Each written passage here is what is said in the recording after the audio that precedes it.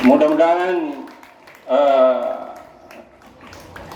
Allah Subhanahu wa Ta'ala membukakan pintu kesadaran kepada teman-teman kalian yang sepertinya tambah hari tambah banyak berdiri situ.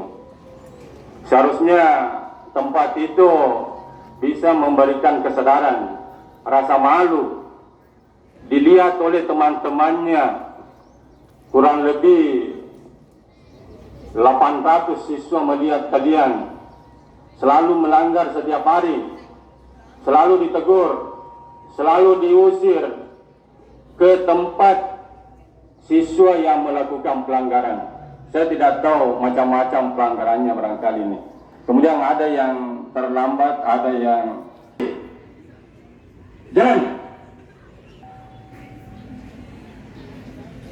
Tidak ada yang berteduh. Coba semua. Ya, itu.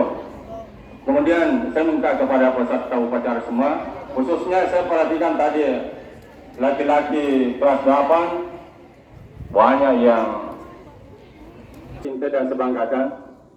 Ada beberapa hal yang penting saya sampaikan melalui kesempatan ini.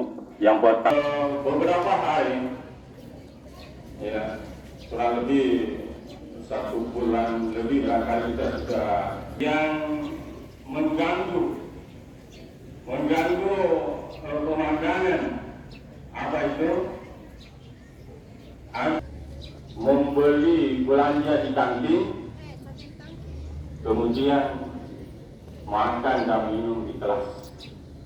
Uangnya, keuntungannya diberikan kepada pengusaha yang ada di kantin sana, kemudian sampahnya dibagi-bagi di kelas. Ini suatu fenomena yang kurang bagus.